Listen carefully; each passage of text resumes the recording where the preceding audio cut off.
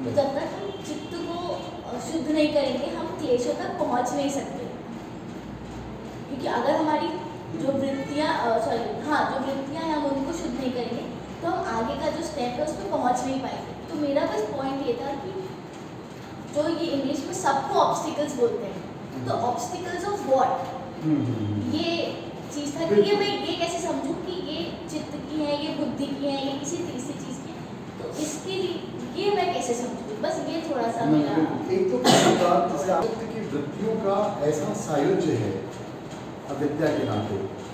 अविद्या को अज्ञान भी लोग कहते हैं, लेकिन अज्ञान जिस संदर्भ में समझा जाता है, इग्नोरेंस जिसे कहते हैं हम लोग कि हम नहीं जानते और जान गए, उस संदर्भ में यह अविद्या नहीं है। इस अविद्या को समझे बिना ना आप चित्त की वृत्तियों से मुक्त होने की बात सोच सकते हैं और न ही क्लेशों से मुक्त होकर के अपने स्वरूप के ज्ञान की बात कर सकते हैं। ठीक है, अविद्या का मतलब क्या है? जैसे आपने कहा ऑब्स्टिकल, ऑब्स्टिकल का मतलब हर जगह पर वृत्ति को भी ऑब्स्टिकल कहा गया, विक्षेप को भी ऑब्स्टिकल कहा गया और क्लेश को भी ऑब्स्टिकल कहा गया। ऑब्स्टिकल मतलब ये हुआ कि जो बाधा है, जो रोक रहा है किसको, आपको आप तक पहुंचने में। अब ये शब्द ही अपने आप में बड़ा अजीब लग रहा है कि मेरे तक मुझे पहुंचने में रोक रहा है। इसका मतलब मैं अपने से दूर हो सकती हूँ क्या? क्योंकि आपको आप तक पहुंचना है, एक सवाल पे करें तो इसके लिए उपनिषद में एक उदाहरण दिया जाता है। वो उदाहरण दिया जाता है कि एक जो नई मछली जिसने अभी जन्म लिया था, उसके अंदर जिज्ञासा पैदा हुई समुद्र को जानने के लिए, पानी को जानने के लिए, कि पानी को मैं जानूं कि पानी क्या है, कैसा है। तो अब प्रश्न उठता है कि मछली के जीवन में पानी के सिवाय क्या है? ठीक है, अगर देखें तो वो पानी में रहने की वजह से उसकी माँ ने अंडा दिया, पानी में रहने की वजह से ही उस अंडे का पोषण हुआ, पानी में रह करके ही वो सारा उसका विकास हो रहा है। तो ऐसे में वो इस जिज्ञासा को लेकर के तमाम सारे लोगों से पूछती है और फिर बड़ी मछली जो वहाँ की सबसे बूढ़ी हो या सबसे उम्रदराज या अनुभवी हो उसके पास भी जाती है, उससे पूछती है कि पानी क्या है? तो कहती है वो कि तुम ही पानी हो। तो अगर हम पानी हैं तो फिर पानी को जानने की जिज्ञासा हमारे अंदर क्यों हो रही है? क्योंकि जिज्ञासा भी किसी को जानने की, मतलब आदमी को स्वयं को जानने की जिज्ञासा तो नहीं हो सकती। अगर आप अपने आप को कैसे जानोगे? स्वयं से मिलने, आप किसी से मिलना चाहो तो मिलोगे उसी से जिससे आपका वियोग हो, जिससे किसी क्षण आपका वियोग हो ही नहीं सकता, या जिसके वियोग हो जाने के बाद आपका किसी से योग हो ही नहीं सकता, उसके साथ कैसे आपका योग कराया जाए?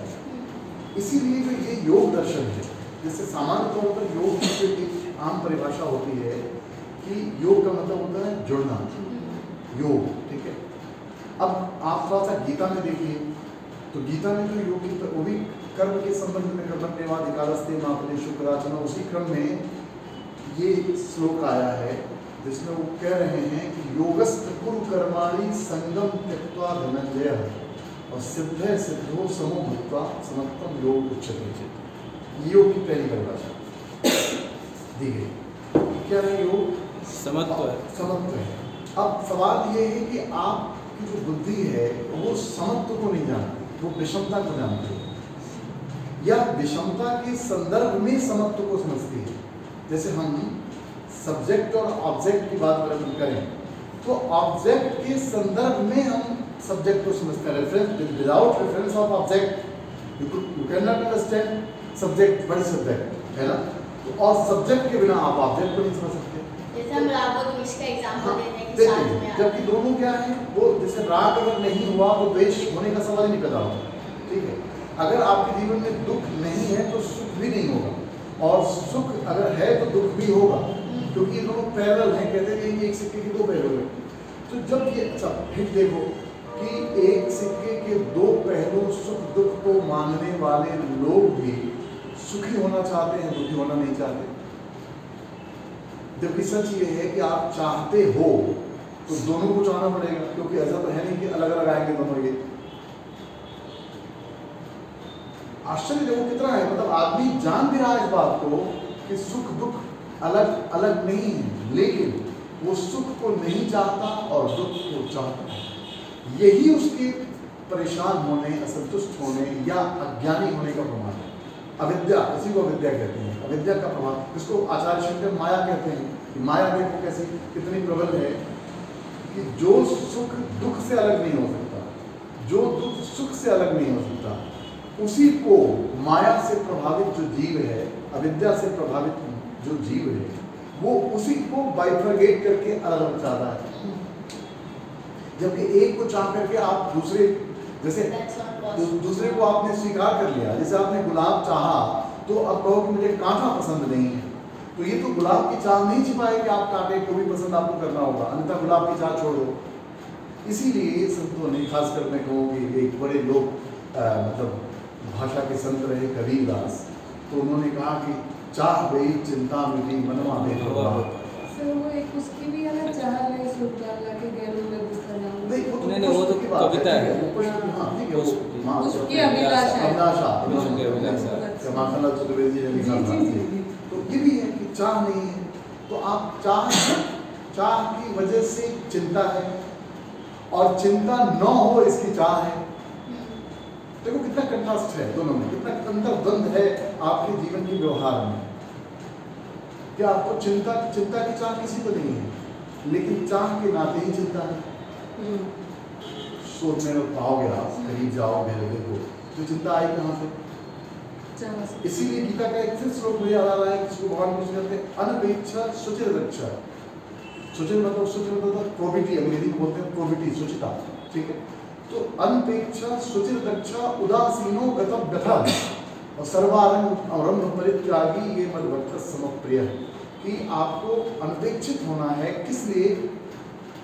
प्रोबिटी के लिए, शुचिता के लिए, पवित्रता के लिए। जिस कहते हैं कि अपवित्र में अविद्या क्या करती है, अपवित्र में पवित्रता का भान कराती है। तो अब जैसे ही आपके अंदर कोई कामना उत्पन्न हुई, तो कामना उत्पन्न होते ही आपकी शुचिता प्रभावित होगी, आप पवित्र नहीं रह सके। यानी क्यों? क्योंकि आप पूर्ण हैं।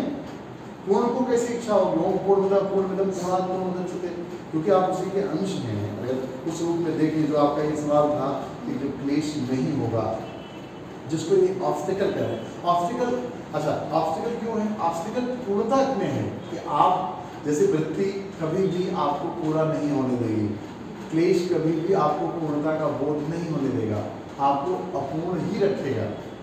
और आपका स्वरूप क्या है? आपका स्वरूप पूर्णता का है।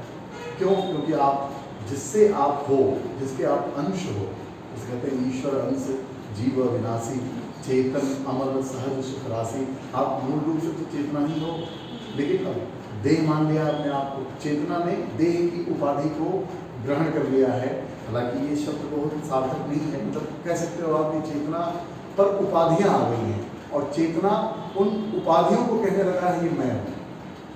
जैसे आप बिना उपाधियों के भी होते हैं, बिना ज्ञान के भी होते हैं, और उसकी अवस्था के लिए महर्षि पतंजलि कहते हैं कि आप निद्रा पर भी विचार करो।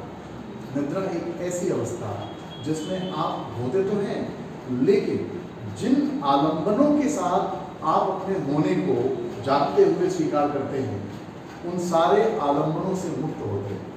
आलंबन में देह का आलंबन है, देह से संबंधित विषयों का आलंबन है, देह से जुड़े हुए संबंधियों का आलंबन है, देह को प्राप्त ज्ञान का आलंबन है, वृत्तियों का आलंबन है। ये सब यही तो हम हैं। और किसी से पूछो कि तुम कौन हो, तो वो इन तमाम आलंबनों को अपना होना बताएगा। ये मैं हूँ, ये मैं हूँ, ये मैं हूँ, ठीक है। उपाधि का परिचय देगा। लेकिन सच ये है, जब गहरे में आप जाओ तो फिर कोई सवाल आपसे कर देगी, अगर ये उपाधियाँ ही आप हो, ये आलंबन ही आप हो, तो इतने आलंबनों की आपको आवश्यकता क्यों पड़ रही है? क्यों नहीं किसी एक आलंबन के साथ ही अपने होने को सिद्ध कर रहे हो आप? बार बार जीवन में आपको जीवन की आवश्यकताएं बदल रही हैं, चाह बदल रहा है। करें कि मतलब चाह तो पूरी हो ही नहीं थी, चाहते बदल जाती हैं, चाहते पूरी नहीं होती, और जबकि चाहते की जाती हैं पूर्णता के लिए। समझ रहे मेरी बात? तो ये समस्या आती है। तो बात इसमें ये है कि इसीलिए ये योग दर्शन जो है, ये प्रकृति और पुरुष के योग की बात नहीं करता। प्रकृति और पुरुष के योग से तो विकार हुआ है। किसमें? प्रकृति में विकृति आई, और पुरुष भी अपने स्वरूप को भूल गया है, रूप को ही अपनी वृत्तियों को, कहते ना कि जब तक आपको अपने स्वरूप का बोध नहीं हुआ तब तक आपने अपनी वृत्तियों को ही अपना रूप स्वरूप मान लिया है। वृत्ति सारूप मित्रत्व ऐसा बोला है। तो ये दर्शन प्रकृति और पुरुष के योग की बात नहीं करता, प्रकृति से पुरुष के वियोग की बात करता है कि पुरुष प्रकृति से मुक्त हो जाए।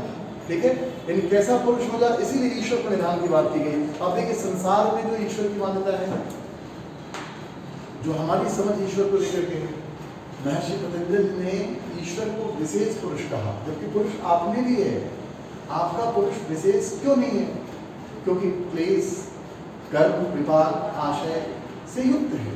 ठीक है, और उन्होंने कहा कि आप उस पुरुष, विशेष पुरुष का की शरणागति लो या चिंतन करो या उसको आप क्या कहते हैं अपने अंदर इंड्यूस करो, जिसको कभी क्लेश, कर्म, विपाक, आशय ने कभी छुआ तक नहीं।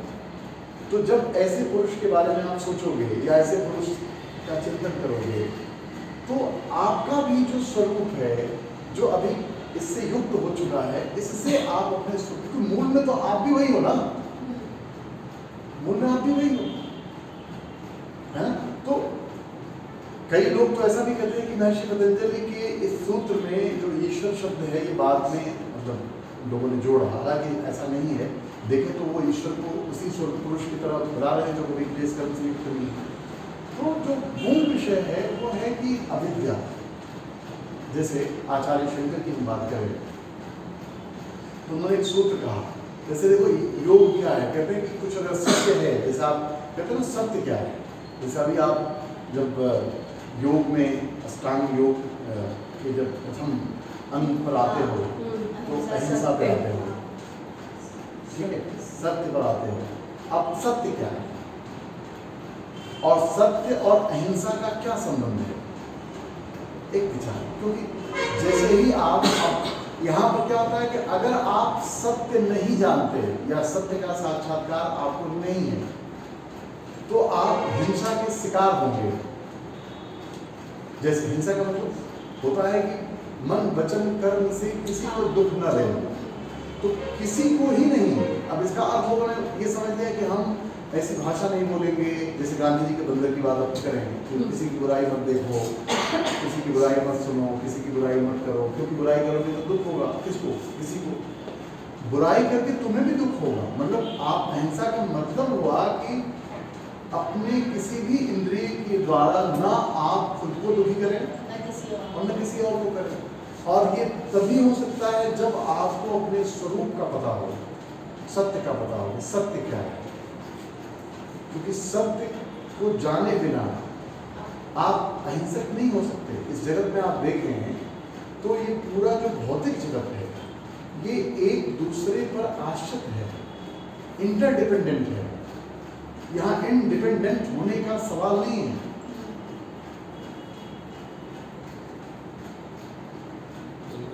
एक दूसरे पर हम आश्रित हैं, वृक्षों पर, धरती पर, नदियों पर, जल पर, ठीक है। क्योंकि पंच तत्वों से हम बने और पंच तत्वों पर हमारी आश्रितता है किसके? हमारे देह की, ठीक है। आश्रय रहेगा ही रहेगा।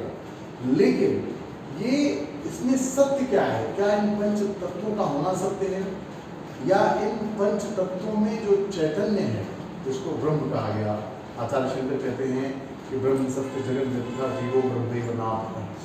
तो ब्रह्म ही सत्य है और जगत जो है मिथ्या का मतलब झूठ नहीं है। जैसे हिंदी के कई शब्द ऐसे हैं जिसको हम लोग मतलब चलन में कुछ और मिथ्या है, ये तो मिथ्या भाषण है, झूठी बात है। झूठ का मतलब ये नहीं हुआ कि झूठ है, मतलब वो कह रहे हैं कि ये ऐसा जैसा दिखता है वैसा नहीं है। जैसे आपकी देह जैसी दिखाई दे रही है वैसी नहीं है। ये देह इसलिए ऐसी दिखाई दे रही है कि इसमें ब्रह्म रूपी जो सत्य है, जो चेतना है, जो पुरुष है, वो इसमें मौजूद है। इसलिए इसकी समस्त इंद्रियां कार्य कर रही हैं, शरीर में विभिन्न तरह की अनुभूतियाँ हो रही हैं, विभिन्न तरह के हार्मोन्स बन रहे हैं, विभिन्न सूचनाओं का बॉडी और आपके ब्रेन से संचार हो रहा है, माइंड से संचार हो रहा है। क्यों? क्योंकि इसमें सत्य है, ब्रह्म सत्य है, ठीक है।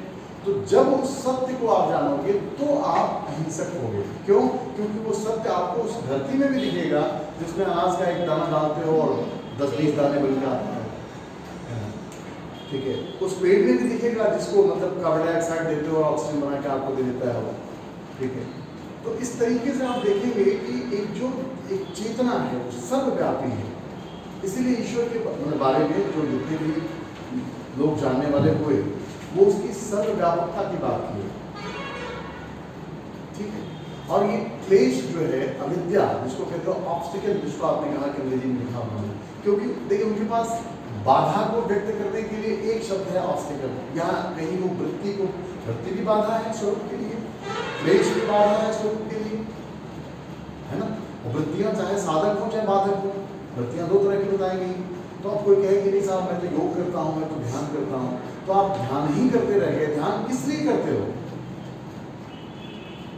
जैसे आपने नाव में सवारी की, किस लिए? नाव में बैठे रहने के लिए कि इस पार से उस पार जाने के लिए, ठीक है। यानी आपने ध्यान किया, यानी साधक वृत्तियों का आपने जो अक्लिष्ट वृत्तियां हैं उन वृत्तियों का सेवन किया।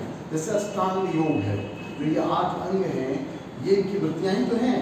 जैसे यम, अभी मैंने आपको यम में अहिंसा बताया, तो अहिंसा की एक वृत्ति बनी आपके चित्त में कि किसी को दुख नहीं देना है।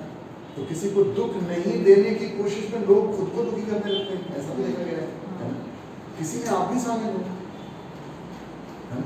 तो फिर क्या होता है? जब आप आनंद में होते हो तब आपसे किसी के लिए दुख रिलीज नहीं होता, लेकिन जब आप स्वयं दुख में होते हो तो आप चाह करके भी किसी को सुखी नहीं कर सकते, चाहे प्रयास कितना भी कर लो, है ना। जब आप अपने आप को सुखी नहीं कर पा रहे हो, क्योंकि आप जब तक अपने स्वरूप को नहीं जानोगे, जब तक अपने स्वरूप, देखिए स्वरूप और रूप में फर्क है। रूप परिवर्तनशील है, रूप मतलब दृश्य, स्वरूप मतलब दृष्टा, ठीक है, योग की भाषा में। तो आपको जो सत्य का साक्षात्कार होगा या सत्य का साक्षात्कार होगा तो आप अहिंसक हो जाएंगे, क्योंकि जिसके साथ हिंसा आप करेंगे वो भी तो वही सत्य है ना। कोई भेद होगा नहीं वहाँ। भेद देखो, संसार में नाम रूपात्मक भेद से मुक्ति आसान नहीं है, क्योंकि नाम और रूप से हम वृत्तियों का ज्ञान करते हैं।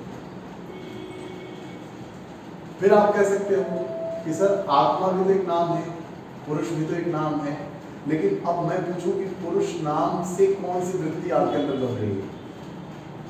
जो एक नॉर्मल वे की नो, ये बात नहीं, योग के पुरुष की बात कर रहा हूँ। आज देखना वो आपने नॉर्मल वे की बात नहीं, तो आपने शरीर बता दिया ना, लिंग की बात कर रहे हैं, मतलब वो जेंडर की बात आप कर रहे हो। जेंडर की बात नहीं कर रहे हैं हम, तो उसकी बात कर रहे हैं जो मतलब चैतन्य है, चेतना, जिसकी वजह से मतलब शरीर की क्रियाएं हो रही हैं। ऊर्जा की बात कर रहे हैं आप, सामान्य विज्ञान की भाषा में कह लो तो ऊर्जा कह सकते हैं, ऊर्जा की बात। अब ऊर्जा का नाम लेते ही आपके दिमाग में कोई रूप बन रहा है क्या? कि ऊर्जा का कोई आपका इमेज बन रही है क्या ऊर्जा को लेकर? ऊर्जा की कोई इमेज नहीं बन रही है, लेकिन जितनी इमेजेस हैं उसमें ऊर्जा नहीं है, ये आप नहीं कह सकते। बिल्कुल ये है ना। तो अब ऐसे में कि ऊर्जा की कोई इमेज नहीं है, ठीक ऐसे ही पुरुष जैसे ही, मतलब अगर आप योग पढ़ रहे हैं, पुरुष जब जैसे ही बोला गया तो पुरुष की कोई इमेज नहीं है, लेकिन बाकी जितनी इमेजेस हैं सब वृत्तियों की हैं। भाई स्मृति, मैं कह रहा हूँ जनरल मेमोरी की बात करो आप, तो मेमोरी तक को जिसने वृत्ति कह दिया, निद्रा तक को जिसने वृत्ति कह दिया, जबकि निद्रा में मेमोरी भी नहीं होती, निद्रा की मेमोरी होती है। देखो मेमोरी में और निद्रा में क्या फर्क है?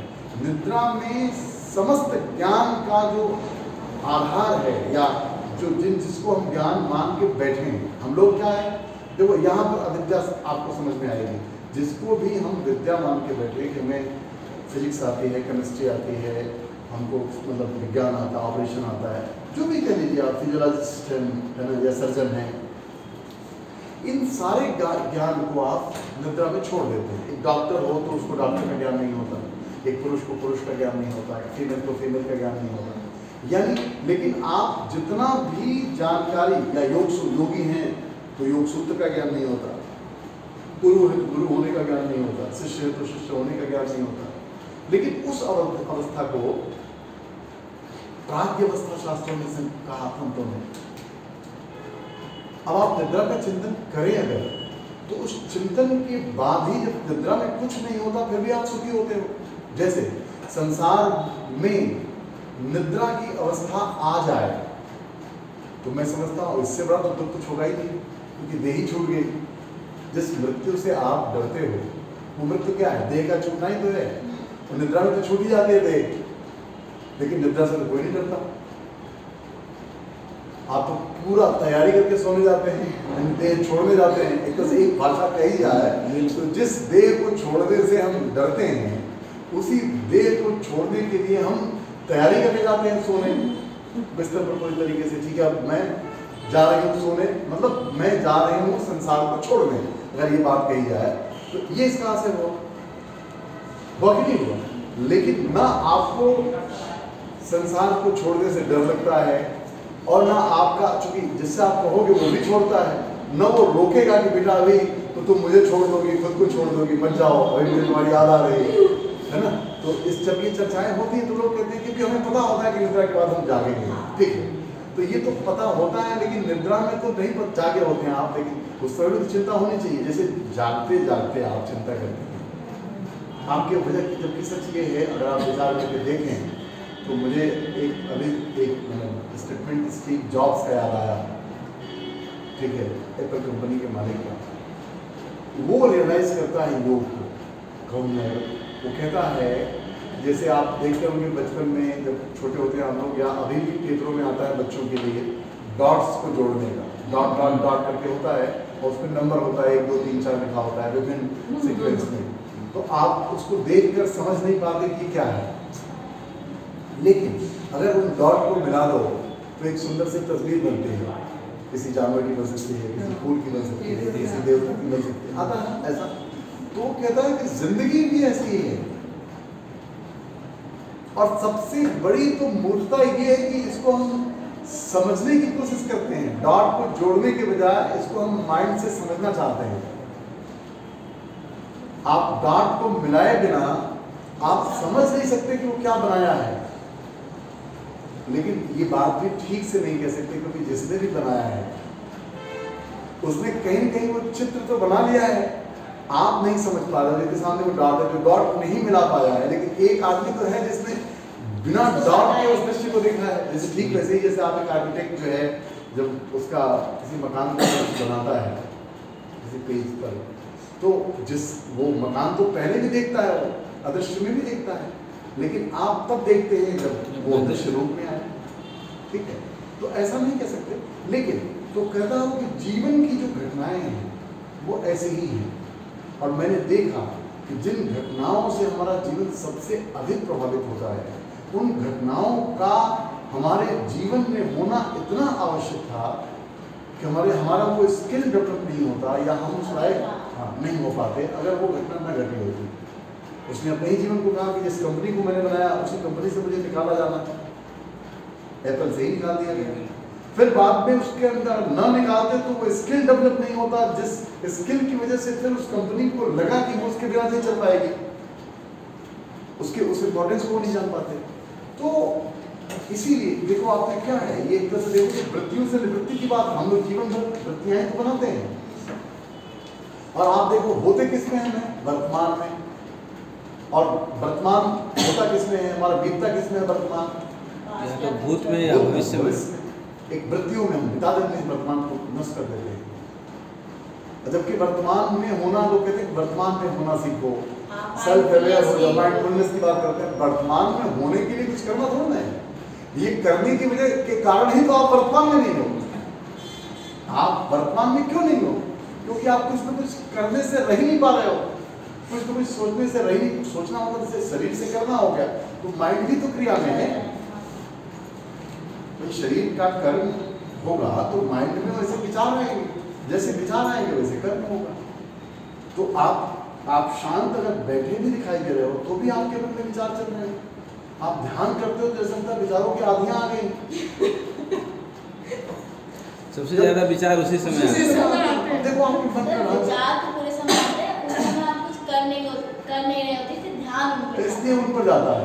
यस, ठीक है, क्योंकि आप देखो क्या होता है, मन इतना एक्टिव है, इतना एक्टिव जैसे ओवर थिंकिंग एक बहुत बड़ी समस्या है आज के समय में। ओवर थिंकिंग का मतलब क्या हुआ कि एक व्यक्ति जो लगातार वृत्तियां बना रहा है और वृत्तियों को जी रहा है। ओवर थिंकिंग मतलब क्या हुआ, यही हुआ ना कि आप एक्स्ट्रा मतलब जैसे आप एक्स्ट्रा वृत्तियां निर्माण कर रहे हैं, अधिक से अधिक वृत्तियों का निर्माण कर रहे हैं। थिंकिंग किसका, कोई कोई वृत्ति ही तो होगी,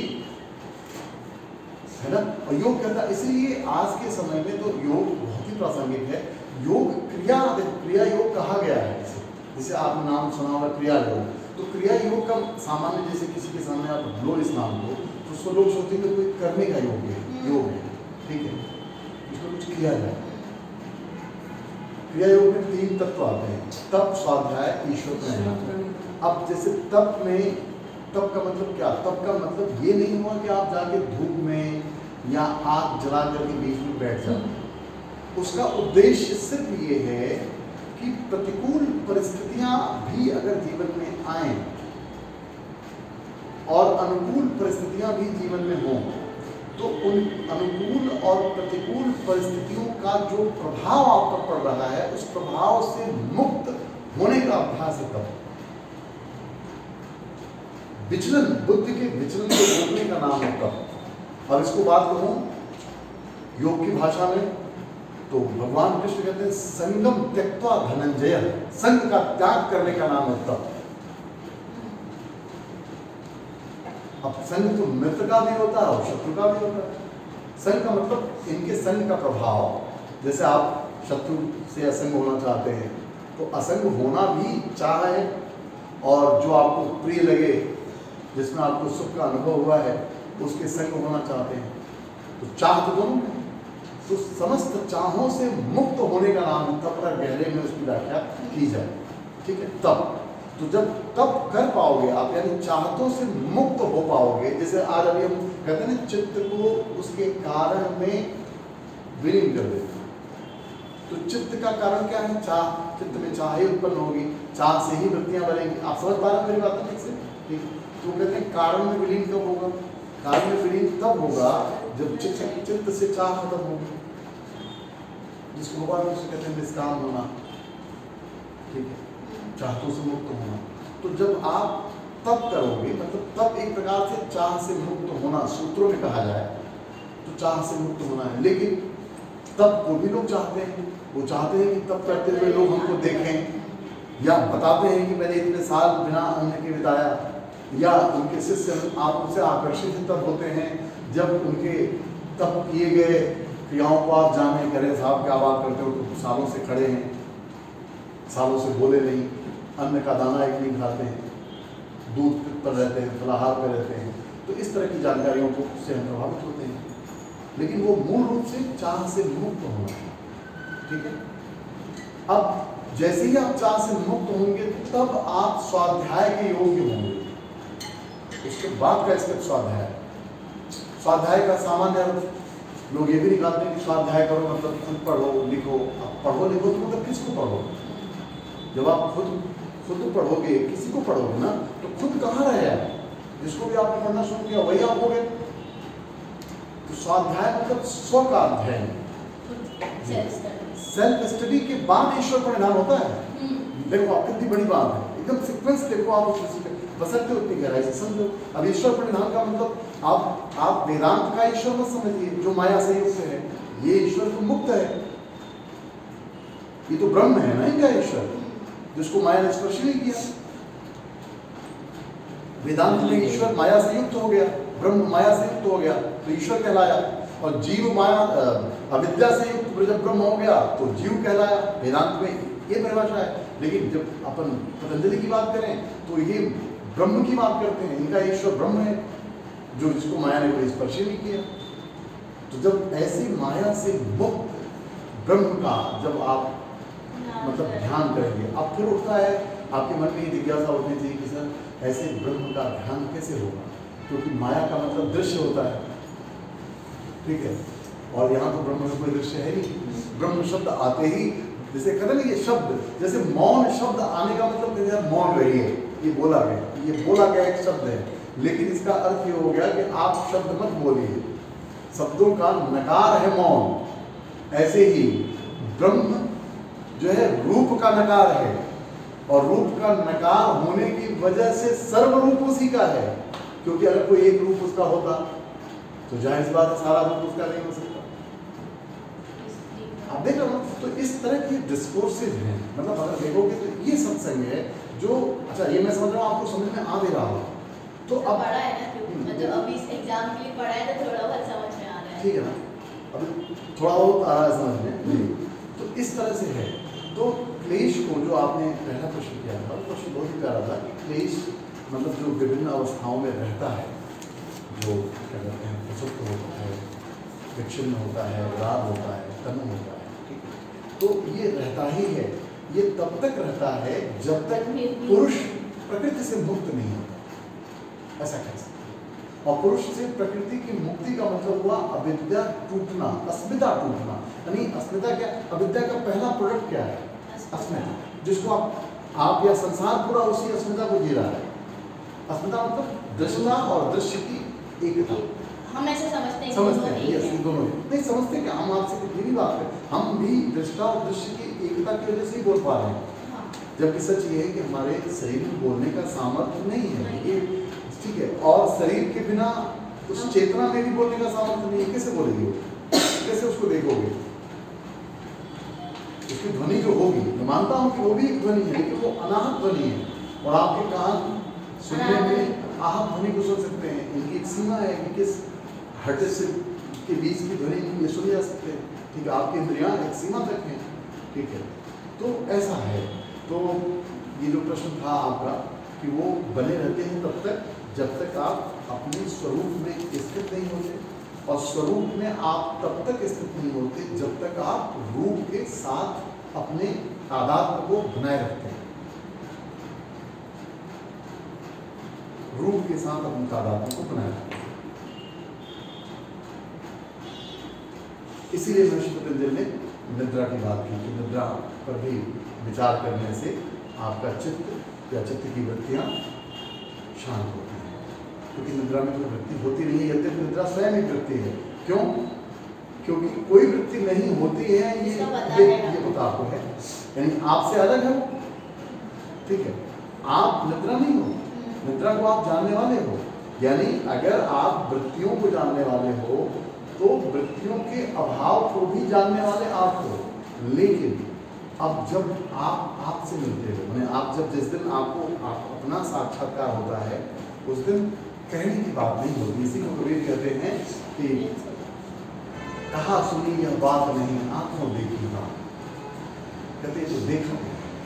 अब आप कहें, आप उसको कहेंगे आंखों देखी मतलब इन आंखों से, तो इसके लिए शास्त्रों में अपन कहते हैं जो महायोगी आदि योगी शिव हैं वो इन आंखों से नहीं, वो तीसरे आंख से देखते हैं, तीसरा नेत्र। जब इन आंखों को बंद करते हैं और इन आंखों के बंद होने के बाद जो आंख सक्रिय होती है, हम तो इन आंखों को बंद करने के बाद भी इन आंखों से देखे गए दृश्यों के रूप में देखते हैं।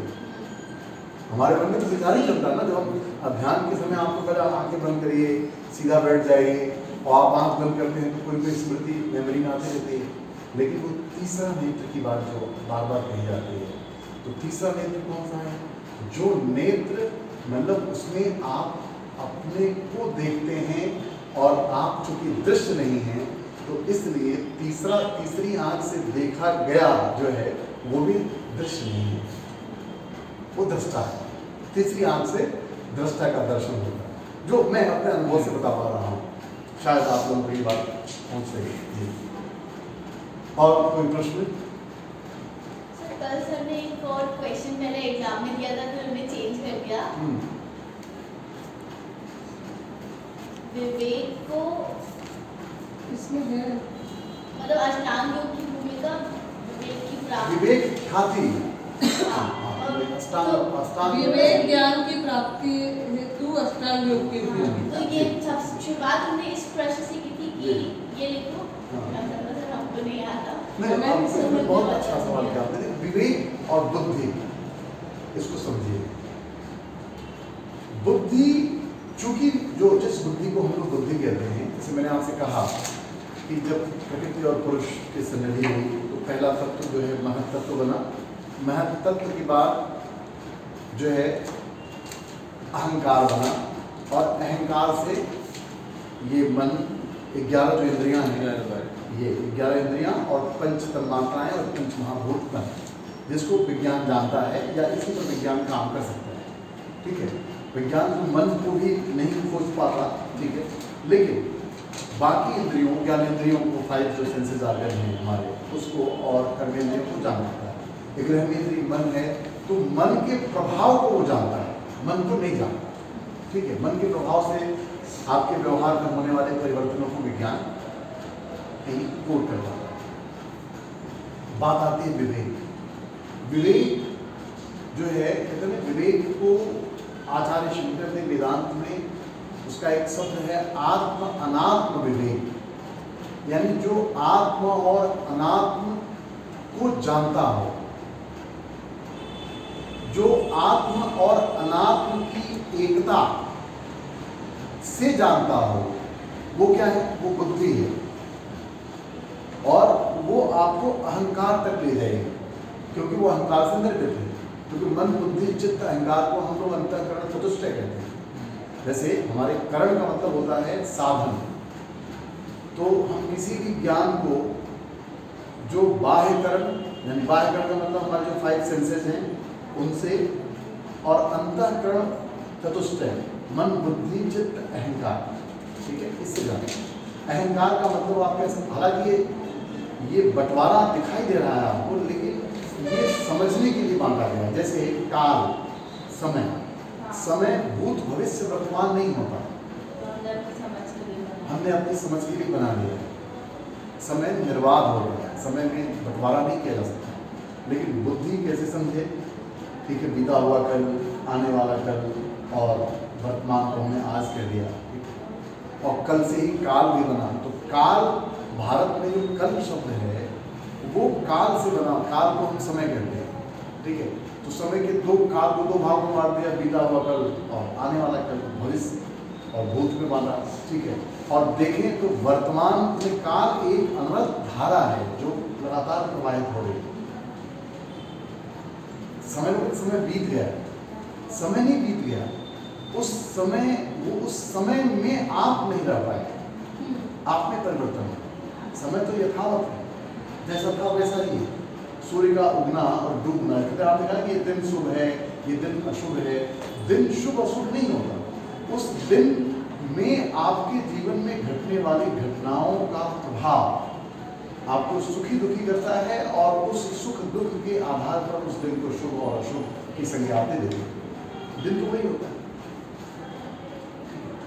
अब जो आपने कहा विवेक ख्याति, अष्टांग योग से विवेक ख्याति में अष्टांग योग की भूमिका, तो विवेक को पहले आपकी जाने कि विवेक जो है बुद्धि नहीं है। बुद्धि, विवेक को कहते हैं आत्म अनात्म विवेक, मैंने आत्म और अनात्म को जानने, यानी अविद्या के ग्रंथि को तोड़ देने वाला विवेक है।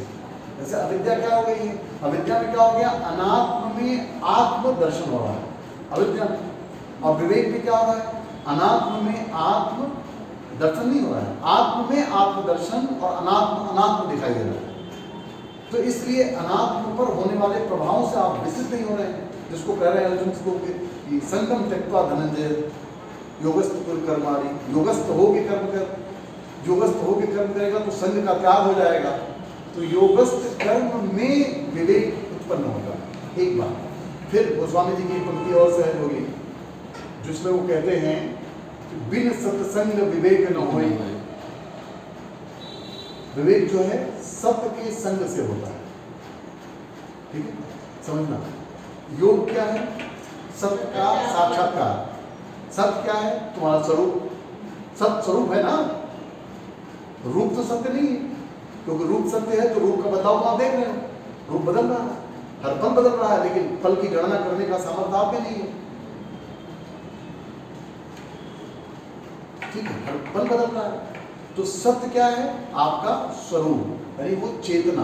जब आप शैशवावस्था या माँ के गर्भ में थे तो भी था, बाहर आने के बाद शरीर ने विभिन्न अवस्थाओं को बदला और वो मतलब क्या कहते हैं वो शैशवा से किशोर, किशोर से युवा, युवा से फिर वृद्धावस्था और एक दिन मृत्यु। तो मृत्यु किसकी होगी? शरीर की। जन्म किसने लिया? शरीर ने। लेकिन उसका जन्म नहीं हुआ, किसका? सत का। सत अजन्मा है, तो अजन्मा है तो मृत्यु के पार नहीं, क्योंकि जिसका जन्म होता है उसी की मृत्यु होती है। तो सत्य का जब संग आप करते हो तो सत्य के संग से विवेक होता है, और योग पूरी तरह से सत्य का संग कराने वाली जो विधा है, जिसमें सबसे पहले सत्संग में जो आप कहते हैं पहला जो यम है, जिसको अपन 5 भागों में बांटते हैं, अहिंसा, सत्य, अस्तेय, ब्रह्मचर्य और अपरिग्रह।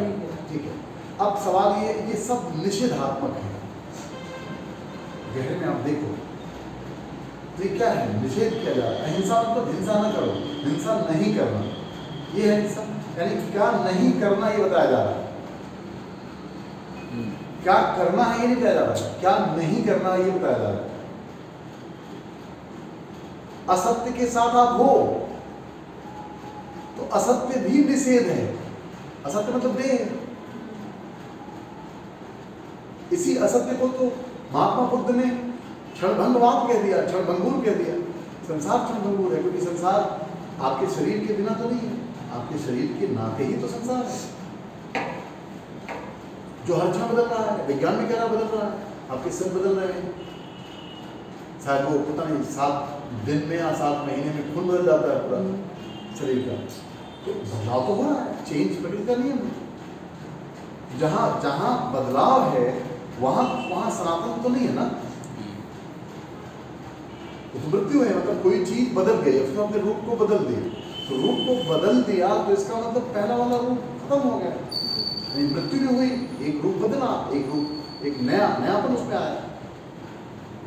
और नया कहते ही पुराना हो गया, पुराना भी हुआ है तभी तो नया आया है। नया बिना पुराने के संदर्भ में नया समझा नहीं जाएगा। तो जो अष्टांग योग की भूमिका जो कहते हो आप, तो यहीं से जो पहला निषेध उन्होंने कहा कि हिंसा का निषेध है। ठीक है, फिर असत्य का निषेध है। सत्य क्या है? असत्य का निषेध। सब रिलेटिव है। यस, आप चूंकि क्या होता है कि हम लोगों ने असत्य को ही सत्य मान लिया। इस माया का मतलब ही परिभाषा एक है कि जो नहीं है और होता हुआ दिखाई दे। जैसे रस्सी में सर्प का उदाहरण आप लोग देखते ही कहा जाता है बाबा वेदांत को सुनाने के लिए, सत्य को सुनाने के लिए रस्सी में सर्प का उदाहरण बता प्रसिद्ध है। ठीक है, सीपी में रज्जु कहते हैं, वो सीपी में चांदी का भ्रम होता है, जो आपको आकाश की नीलिमा नीला दिखता है नहीं। ठीक है, तो अब ये उदाहरण खूब दिए जाते हैं, क्योंकि आपके सांप देखने से रस्सी सांप नहीं हो गई भाई। आपके पहले भी इस दुनिया को उन लोगों ने देखा है जो लोग इस दुनिया में रहे हैं। ठीक है, और जब वो चले गए इस दुनिया को छोड़कर तो दुनिया तब भी वैसे ही है, लेकिन अब वो नहीं देख पा रहे हैं। तो अब आप लोग कि मेरे देखने से ही दुनिया है, ऐसा नहीं कह सकते। और वो चले गए तो कौन चला गया? प्रश्न उठता है, वो देह चली गई, वो यंत्र चले गए जिस यंत्र से दुनिया का, हाँ, लेकिन जिस उस यंत्र का संचालन जिस ऊर्जा से होता था, वो ऊर्जा आती जाती नहीं, वो तो है, मैनिफेस्ट हो रही थी किसी माध्यम से। बल्ब के फ्यूज हो जाने से बिजली खत्म हो गई ऐसा नहीं कर सकते आप, या बल्ब के जल जाने मात्र से बिजली आ गई ऐसा भी नहीं कर सकते। ये तो एक संकेतक बना लिया आपने कि बिजली आ गई, बल्ब जल रहा। बल्ब के बिना भी बिजली हो सकती है, लेकिन बिजली के बिना बल्ब नहीं, बल्ब होके मतलब अपने मतलब परिणाम को प्रस्तुत नहीं हो सकता। प्रकृति परिणामी नहीं हो सकती बिना मतलब पुरुष की सन्निधि के। प्रकृति में परिणाम का सामर्थ्य आता ही है पुरुष की सन्निधि से। आपके जीवन में जो कुछ भी है वो उस परम सत्ता की सन्निधि की वजह से। ठीक है, तो पहला यम साधा, फिर नियम साधा, फिर आसन में चूंकि उन्होंने कहा अब बाकी आपने हठ योग के आसनों का जो प्रचलन आया है समाज में, और योग को हम लोगों ने ये समझ लिया कि योग आसन की प्रक्रिया है। 84 लाख योनियाँ होती हैं तो 84 लाख आसन होते हैं। तो कुछ हठ योग के ग्रंथों में 32 आसन की मान्यता मिली, कुछ लोगों में 15 आसन की मान्यता मिली। लेकिन महर्षि पतंजलि बिल्कुल विपरीत है, कहते हैं यम और नियम की साधना करने के बाद जब आसन पे आप आते हो तो आसन है स्थिरता, शरीर की स्थिरता। दृश्य जगत जो है वो मतलब अब उस स्थिरता के लिए ऐसा नहीं किसी आड़े टेढ़े पोजीशन में आप बैठ जाएं और कहें कि हम स्थिर बनाए रखें, क्योंकि अभी जैसे पद्मासन और सिद्धासन सर्वश्रेष्ठ आसन माने गए, ठीक है। अब पद्मासन में तो एक क्रिया करनी पड़ती है, शरीर को स्थिर बनाएंगे आप, थोड़ा सा कठिन है, मतलब कह सकते हो अभ्यास अगर नहीं है तो पद्मासन में बहुत देर तक नहीं बैठा जा सकता, तकलीफ होने लगेगी, दर्द होने लगेगा। लेकिन सिद्धासन में तो कोई क्रिया करनी नहीं है, सहजता से आप बैठ सकते हैं। तो सिद्धासन को क्यों श्रेष्ठ आसन माना गया? इसलिए कि उस परम सत्य का साक्षात्कार ऋषियों ने उसी आसन में बैठ कर किया। लंबे समय तक उस आसन में आप स्थिरता पूर्वक बैठ सकते हैं, सुख से स्थिरता पूर्वक सिद्धासन में आप बैठ, उसका नाम भी देखो सिद्धासन, मतलब वो सिद्धि प्रदान करने वाला आसन है। और किस कैसी सिद्धि? ऐसी सिद्धि नहीं कि संसार में कोई चमत्कारिक सिद्धि, मतलब आपको अपने स्वरूप की सिद्धि हो जाए। प्राणायाम की अब देखो, शरीर जब स्थिर हुआ, जैसे अब देखो मनोविज्ञान में भी क्या करके आता है कि व्यवहार की अस्थिरता के आधार पर आपके चित्त की अस्थिरता को जानते हैं। तो ऐसे ही महर्षि पतंजलि भी परम मनोवैज्ञानिक हैं।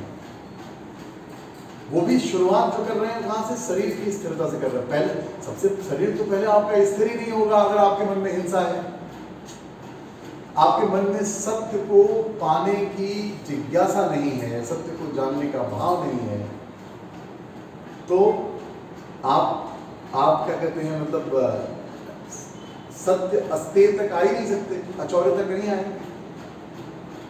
अचौर्य का भाव तभी होगा जब आपको सत्य का साक्षात्कार हो। सब इंटरलिंक्ड हैं एक दूसरे से। वो कहते हैं ना, इवाल्व हो रहा है, जो साधक है वो इवाल्व हुआ अहिंसा से सत्य, सत्य से अहिंसा, ठीक है ना। तो ये किया उन्होंने, पहले आपके मन को इस योग्य बनाया कि आपका मन आपके शरीर को स्थिर रहने दे। देखो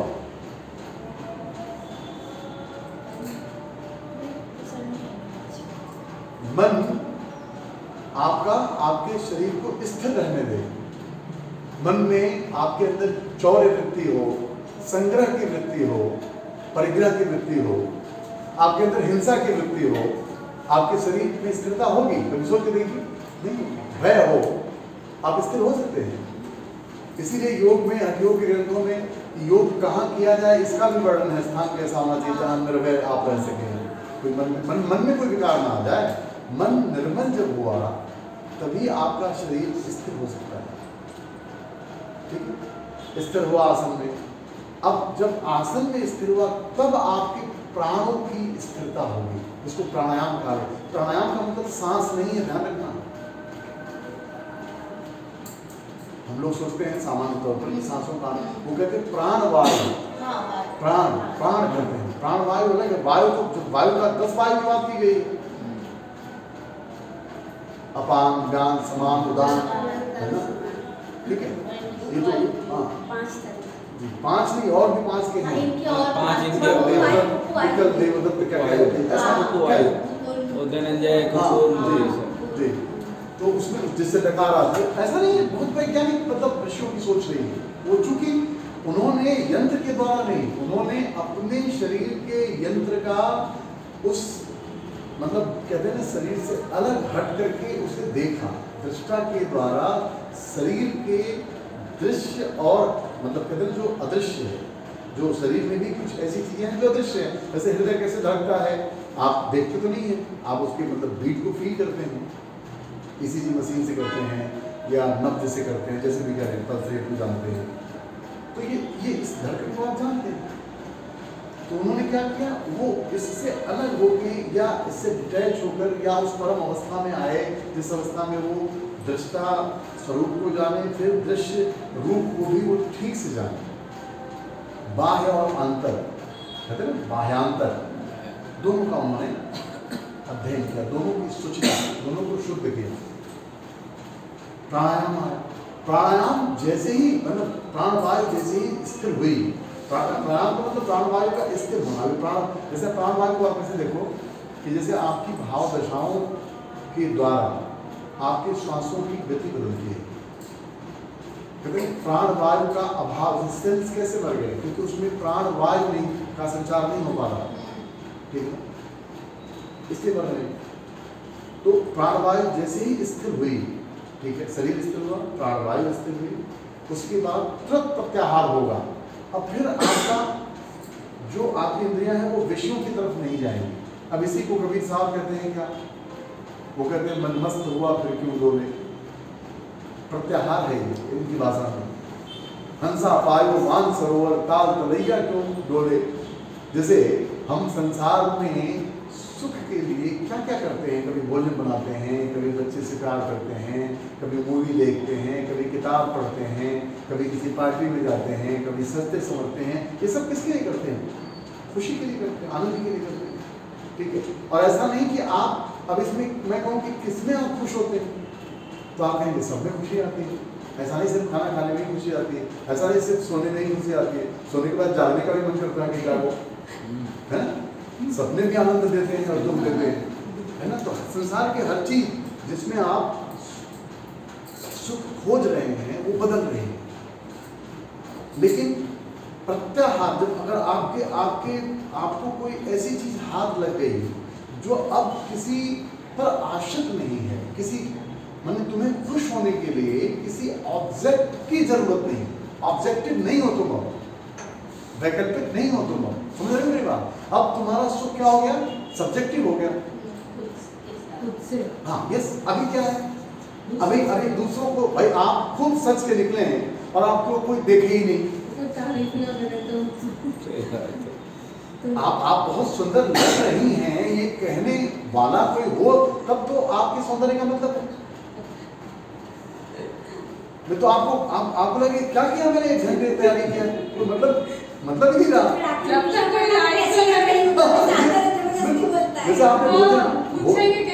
जैसे आपने भोजन बनाया, हाँ मतलब वो सुनना चाहेंगे आप। पूछते हैं सर हमेशा। क्या हुआ?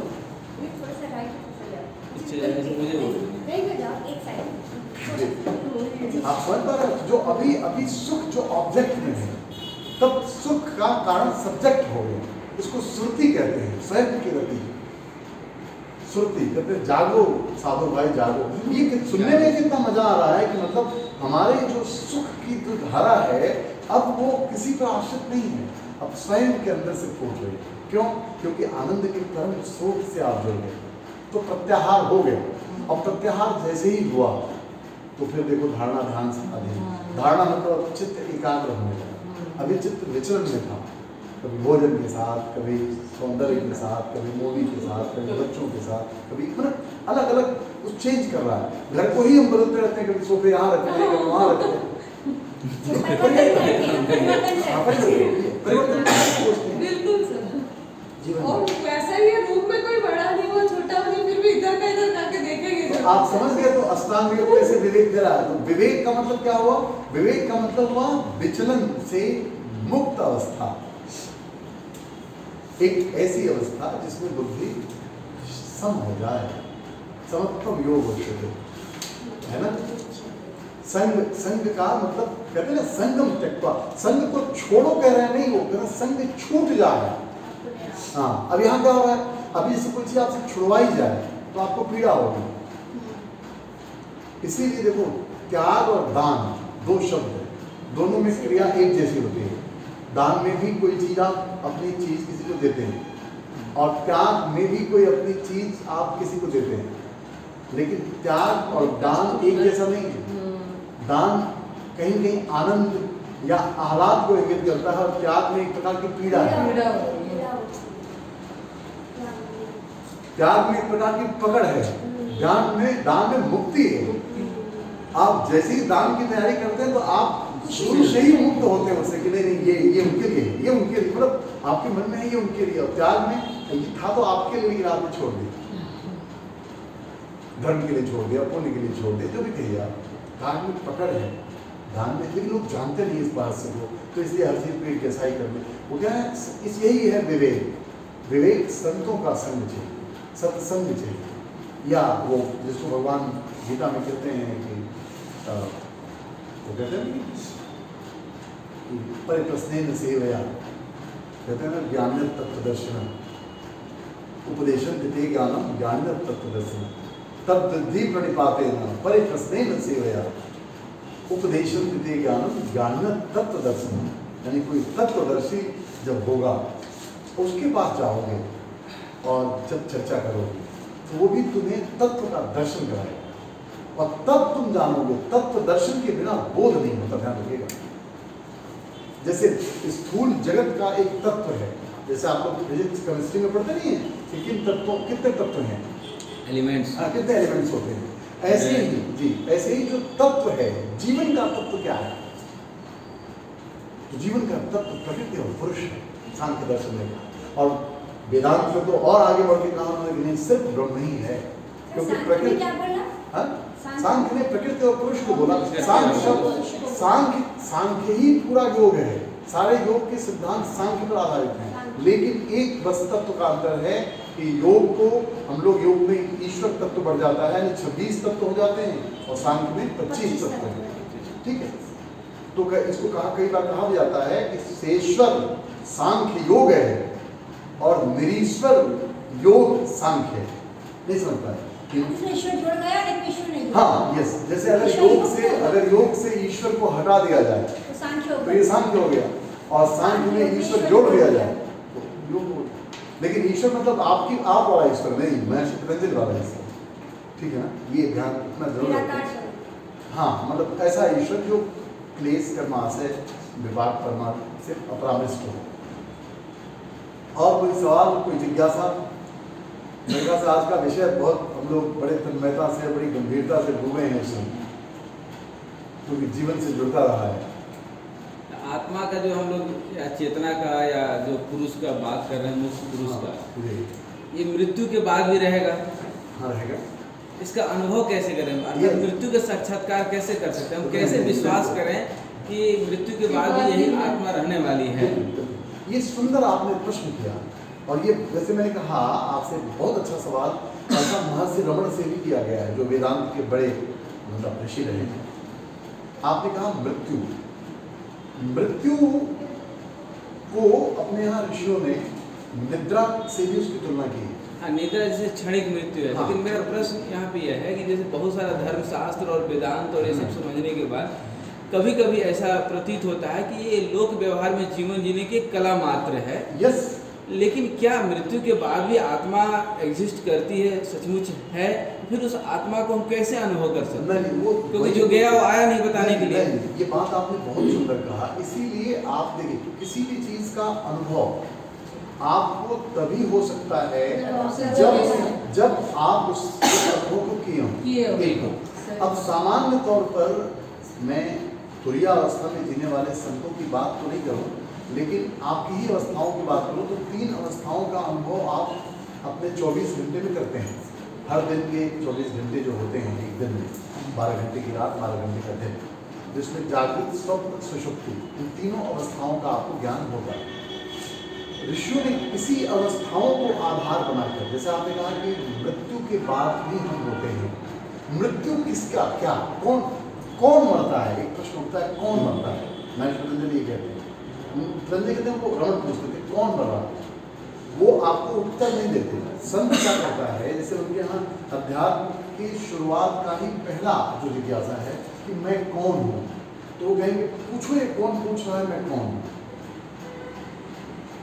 अगर एक बेटी पूछ रही है मैं बेटी हूँ, तो ऑलरेडी उपाधि लेकर बैठी हुई है, वो सवाल कर रही है। उसने उस उपाधि को त्याग करने के बाद अगर ये सवाल पूछा कि मैं कौन हूँ, तो एक स्त्री पूछ रही है कि मैं कौन हूँ, मैंने एक नारी शरीर को धारण करने वाला एक व्यक्ति पूछ रहा है। मान लीजिए उसने संसार के समस्त उपाधियों को त्याग दिया कि नहीं, मैं किसी की बेटी नहीं हूँ, मैं किसी की माँ नहीं हूँ, वगैरह वगैरह, लेकिन स्त्री देह जो है मेरे पास, तो एक स्त्री देह पूछ रही है, देह तो देह की उपाधि धारण कर ले, ठीक है। और अगर आप देखें तो जिस दिन आपको आत्म साक्षात्कार होता है तो होता ही तब है जब समस्त उपाधियों से आप मुक्त होते हैं। आत्म साक्षात्कार का मतलब हुआ समस्त उपाधियों से मुक्त होना, नंबर 1। यानी देह की उपाधि, लिंग की उपाधि, नाम की उपाधि, संबंधों की उपाधि, योग्यता की, ये सब उपाधियां है ना। आप यूनिवर्सिटी में पढ़ते तो उपाधि ही मिलती है ना कि आपको डॉक्टर ऑफ फिलोसफी दे दिया गया उपाधि, आपको मास्टर बना दिया गया, आपको ये बना दिया गया, डॉक्टर बना दिया गया, उपाधि दे दी गई। तो इन उपाधियों से निरुपाधिक अवस्था का नाम है आत्मस्थिति।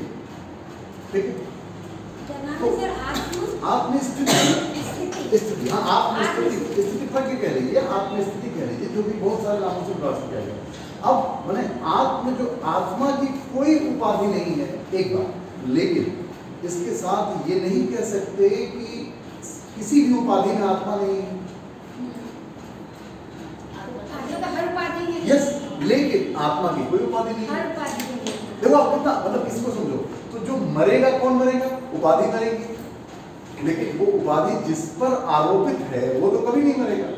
तो इसको वेदांत में ऐसे समझाया गया है कि तो जो तुम हो, तुम्हारे होने पर ही तो सारी उपाधियां चली गई हैं। जिस दिन तुम नहीं होगे उस दिन इस देह की उपाधि भी प्रकृति या तो नष्ट कर देगी या तुम्हारे अपने नष्ट कर देगी। सच है कि नहीं? तो ये उपाधियां किस पर आरोपित है? तुम पर आरोपित है, एक बात। और इसको अगर इस ज्ञान की दृष्टि से, आप विचार की दृष्टि से नहीं स्वीकार पा रहे हैं और प्रश्न उठ रहा है, तो उसके लिए आप अपने निद्रा की स्मृति करो।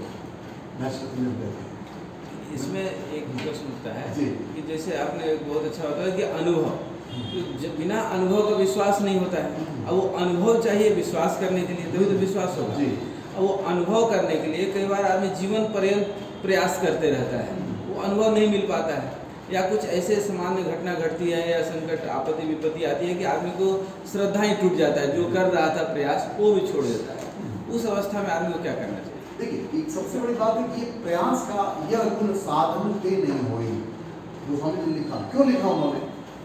क्योंकि वो भी प्रयास किए होंगे, प्रयास करने से सिद्ध हो नहीं रहा होगा। प्रयास बाधा उत्पन्न, मैंने कहा था कि अपने से मिलने के लिए किया गया प्रयास अपने से दूर जाने का हो सकता है, अपने, चूंकि वो भी नहीं हो सकता। आप ना अपने से दूर हो सकते हैं, क्योंकि दूर हो नहीं सकते तो पास होने का सवाल ही नहीं पैदा होता। कोई स्पेस बचे तब तो आगे जाने पीछे जाने की बात हो। जैसे मछली और सागर उदाहरण दिया आपसे कि मछली को सागर के बिना अगर जीवन का अनुभव हो तब तो वो सागर को जाने।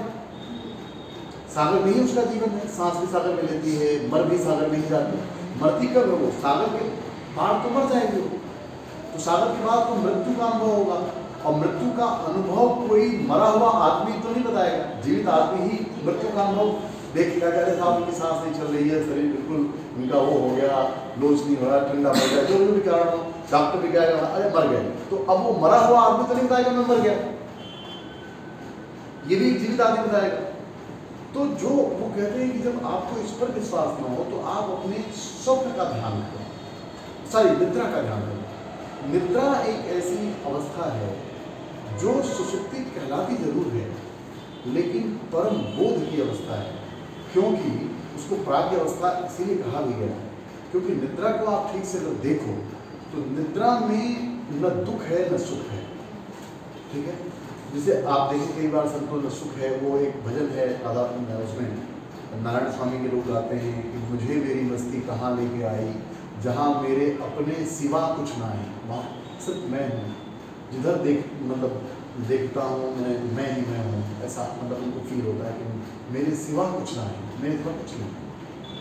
ठीक है, तो इस निद्रा में आप हैं, इसीलिए आप कुछ नहीं है को उठ के कहते हैं, कहते हैं कुछ नहीं था, और उस कुछ नहीं होने में आप डरे नहीं, लेकिन मृत्यु से आप डरते हो। जबकि निद्रा भी एक मृत्यु की अवस्था है, क्षणिक मृत्यु की अवस्था है। तो इसका मतलब इसी को संत लोग कहते हैं कि जय मरने से जग डरे, मेरो मन आनंद, कब मरी हो कब पाई हो पूर्ण परमानंद। तो मरने का मतलब इच्छाओं का मरना। निद्रा में इच्छाओं की मृत्यु होती है या इच्छाओं से प्राप्त साधनों की मृत्यु होती है, इच्छा ही मरती है। और इच्छा अगर ऐसे मर जाए तो भी आपको उस मुक्ति का अनुभव हो।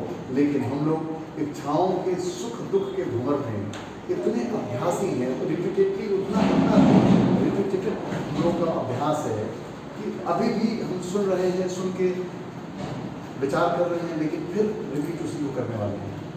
तो इसीलिए वो सुबह शाम जो ध्यान और संध्या का एक प्रयोग किया गया कि संध्या का करें, क्योंकि संध्या वो वेला है कि जिसमें दिन के बीतने के प्रति आप सजग हो जाओ,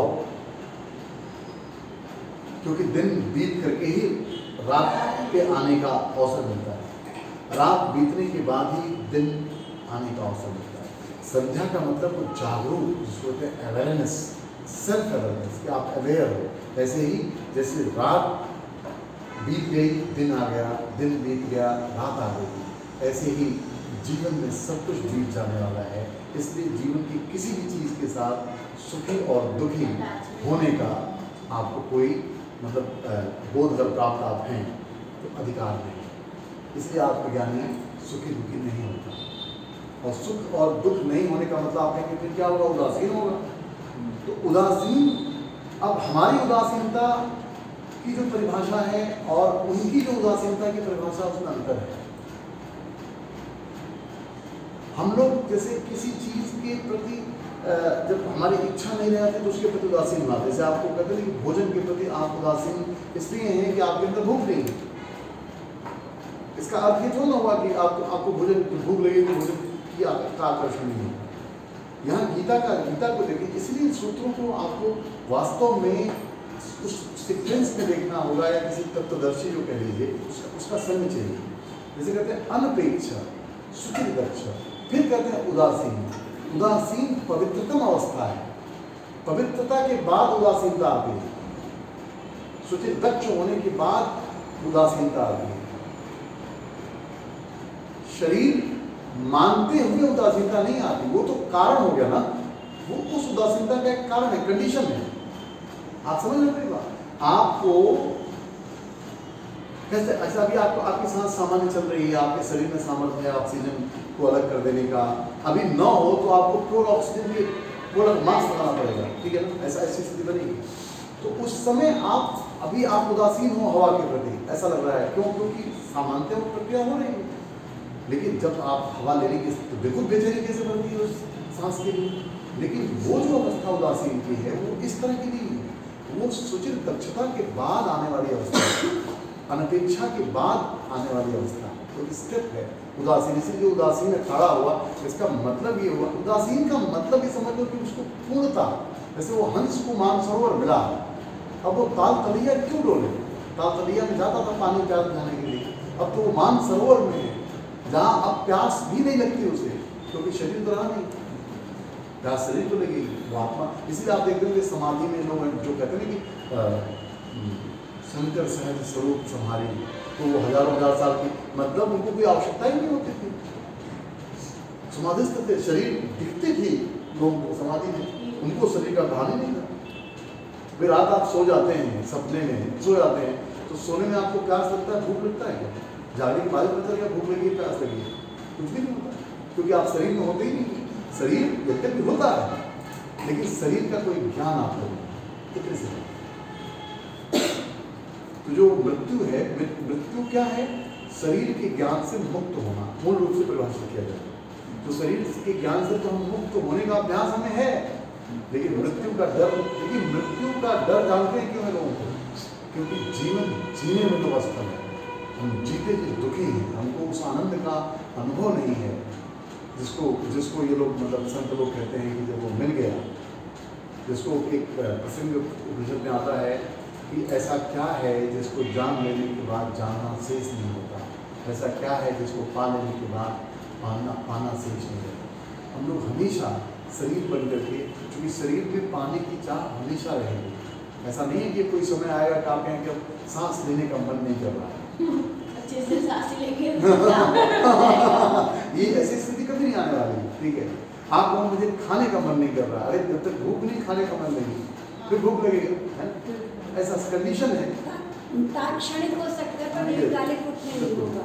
तो इसलिए शरीर में तो आवश्यकता होगी, लेकिन जो आत्मस्थ है अच्छा, जो आपने एक बहुत सुंदर बात कही, ये सच भी है जब तक कि इस संसार में भी, जैसे कहते हैं ना, अपने आए में आता है ईशावास्योपनिषद में, ईशा मतलब वास्योपनिषद का है ना कि ईशावास्येदं सर्वं यत् किंचित जगत्याम जगत तेन तत्तेन भुंजी था माँ वृद्धा कश्चित धनम। वो कहते हैं कि इस सब में बसा हुआ है, त्याग के बिना भोग नहीं है, ऐसा कहते हैं। जैसे आप जब तक दुख का त्याग नहीं करोगे तब तक सुख का भोग नहीं होगा। दुख का त्याग तो करना पड़ेगा। अब आप चाहो कि दुखी रह करके हम सुख का भोग करें, तो इसीलिए हम लोगों का हर चीज अतृप्त होता है, क्योंकि हम पूर्णता के साथ नहीं होते, हम अवेयर नहीं होते। हम जब सुख में होते हैं तो भी दुख की स्मृतियां होती हैं हमारे पास। इसीलिए हम कहते हैं कि मतलब याद और भूलने की जो प्रक्रिया है ये बड़ी अलग, मतलब ये मस्तिष्क दोनों क्रियाओं को करता है। याद भी करता है, भूल भी जाता है। भूलने को याद करने का प्रयास करते हैं और याद करने वाली चीज़ को कुछ समय बाद भूलने का प्रयास करते हैं। तो लेकिन ये जब निरंतर इसका अभ्यास हो तो आपको फिर वैराग्य होगा। इसीलिए अभ्यास वैराग्याभ्याम धन्य होगा, फिर वैराग्य होगा शरीर के क्रियाओं से, शरीर के आकर्षण से, शरीर की मांग से, है ना। आप उसकी मिथ्यात्व को जान जाओगे तो वैराग्य होने लगेगा। और जब वैराग्य होने लगेगा तो फिर आपको जो अपनी चेतना है उससे राग तो नहीं कहूँगा, उसका रस मिलने लगेगा, उसको जिसको परम आनंद कहा गया, परमानंद, परम सुख कहते हैं, ऐसा। फिर ये क्षणिक जो सुख है, फिर आप शाश्वत सुख को अनुभव करने लगेंगे। अभी क्षणिक सुख नहीं हम लोग जो शाश्वत सुख भी अनुभव करने के लिए, आत्मा का भी अनुभव करने के लिए, आत्मज्ञान के लिए भी क्या शरीर का रहना आवश्यक है?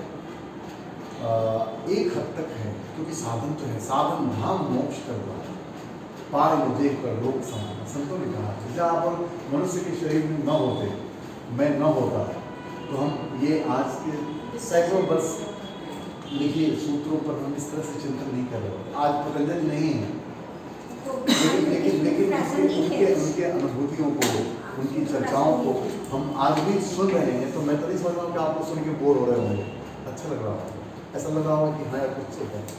तो ये साधन क्या है ना, साधन है, ये मोक्ष का द्वार है, ऐसे कहते हैं।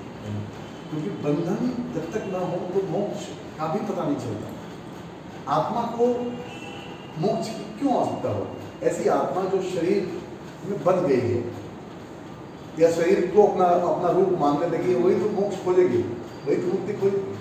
लेकिन इस शरीर छोड़ने के बाद भी आत्मा को आत्मा का अनुभव रहता है क्या? उसको ये अधिकार रहता है कि हम कहाँ जन्म लें, कहाँ? अविद्या जो है, अविद्या में कहना कि अपवित्रता में पवित्र, अनात्म में आत्म दृष्टिकोण जो है, अनात्म में आत्म दृष्टिकोण इसका कारण है कि अविद्या का लेयर नहीं टूटता, इससे जन्म जन्मांतर के चक्र बने रहते हैं। क्योंकि आत्मा मुक्त नहीं होती ना, अगर मुक्त नहीं होती तो मोक्ष मिल जाता। मोक्ष मिल जाता, कैवल्य कहाँ सिद्ध हो पाता? मतलब कैवल्य सिद्ध नहीं हो पाता। हम शरीर रहते ही कैवल्य तक नहीं पहुँच पाते। क्या मृत्यु के बाद ही मेरी आत्मा को होने का आभास रहेगा क्या? नहीं, आत्मा या एक समय के साथ इसके संस्कार तो रहेंगे। जैसे जैसे आप देखो, जैसे कहते हैं कि जीव, जैसे मृत्यु किसकी होती है?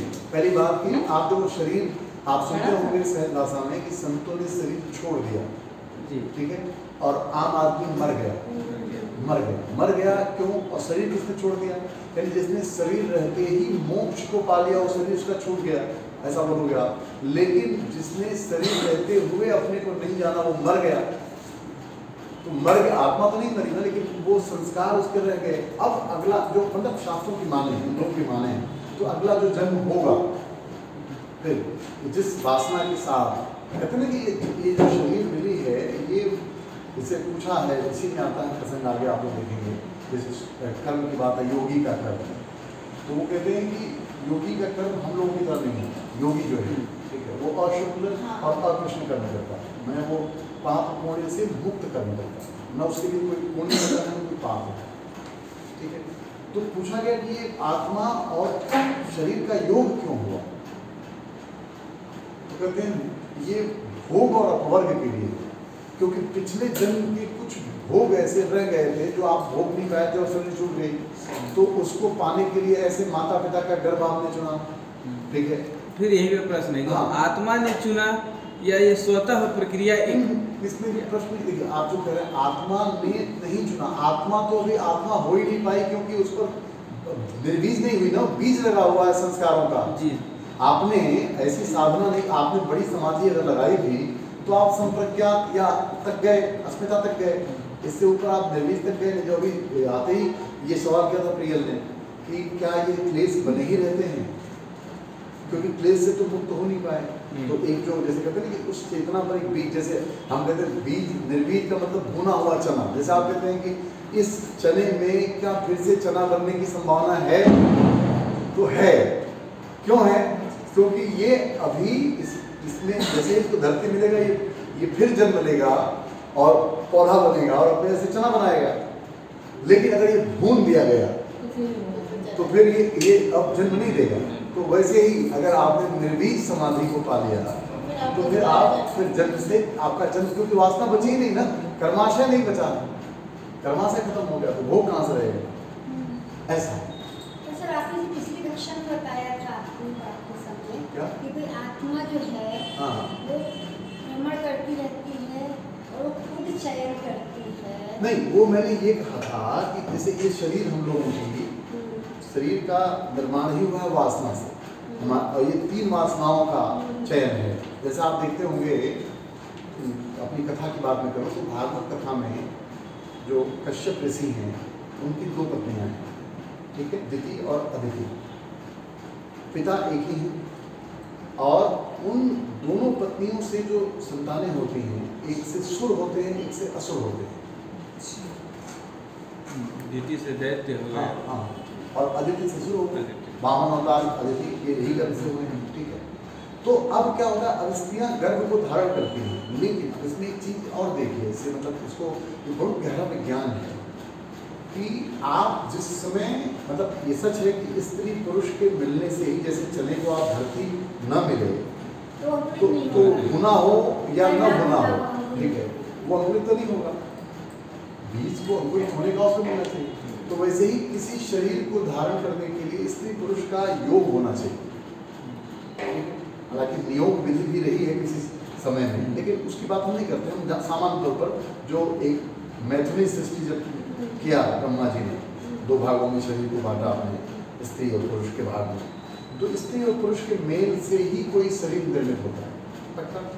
अब सवाल उठता है कि उसमें जो कई बार बच्चों में, माता पिता के बच्चे देखिए, आप ही के 2 बच्चे हैं तो एक दंड हो सकता है, एक शांत स्वभाव का हो सकता है, ठीक है। डीएनए से देखें तो दोनों के डीएनए एक है, लेकिन प्रकृति दोनों के अलग अलग क्यों है? एक हो सकता है कि परम लंपट हो, मतलब संसार के विषयों के प्रति आकर्षित हो, और एक हो सकता है कि वो शांत रहने वाला, ऐसा भी हो सकता है, ठीक है। तो ये कहाँ से अंतर आया? तो इस अंतर पर आप जाएंगे तो कहेंगे कि वो जो चेतना जिसकी बात करते हैं, कि देह तो देखिए, देह तो सबकी एक जैसी है, शरीर के सारे ऑर्गन सबके एक जैसे हैं, लेकिन किसी किसी की देह में किसी विषय को लेकर लस्ट ज़्यादा है, कामना ज़्यादा है, इच्छा ज़्यादा है, किसी में नहीं है, तो उसमें क्यों नहीं है? जन्म तो उसके भी है। तो इसका मतलब ये है कि ये पूर्व की यात्राएं हैं, जिसको भगवान कृष्ण भी गीता में कहते हैं कि तुम्हारे और हमारे कितने जन्म हो सकेंगे तुम्हें पता नहीं है। वो कहते हैं कि ज्ञान मैंने विवस्वान को दिया, सूर्य को दिया।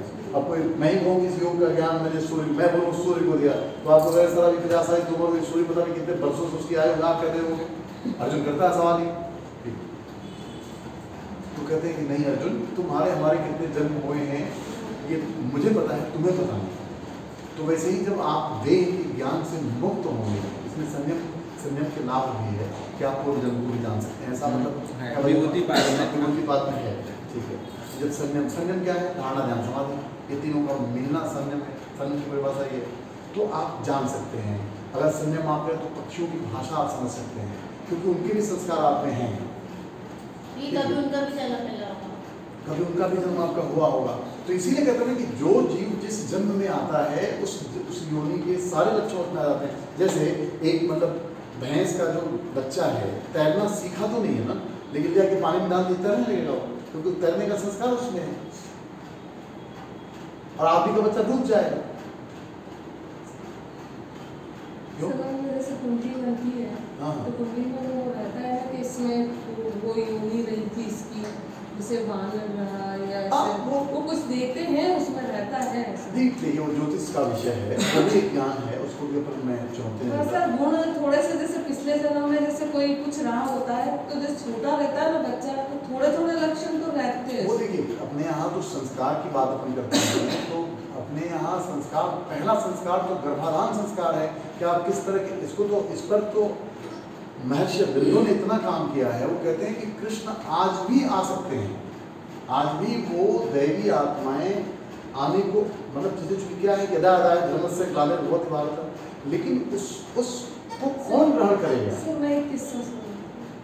हम लोग है ना मथुरा वृंदावन गए थे घूमने, मेरा बच्चा छोटा वाला काफी छोटा था, 5 या 5-6 साल का ना होगा। उसको बचपन से था मुझे कृष्ण जी को देखना है, कृष्ण जी को देखना है। तब मथुरा वृंदावन गए थे तो उस जगह जहाँ पर उन्हीं को चूंकि उनके प्रति धारणा हमारी ऐसी वो जगह बनी हुई है ना मेहंदीपुर वाला जी, वहाँ हकीकत में जाते हैं वैसे लोग, जाते ही ठीक होके भी आते हैं। नहीं, वो मैंने कहा मानसिक, जब जो व्यक्ति कमजोर होते हैं वो क्या होता है कि आपने इंड्यूस कर दिया गया ना, वो पर्सनालिटी क्या की गई, आपने इंड्यूस कर दी गई। देखिए आपके पास अभी जो मनोविज्ञान है वो भी नकारने योग्य नहीं है, वो भी बहुत अच्छा काम कर रहे हैं। नहीं जुड़ा नहीं, मतलब जहाँ बोलते हैं कि 3 किलो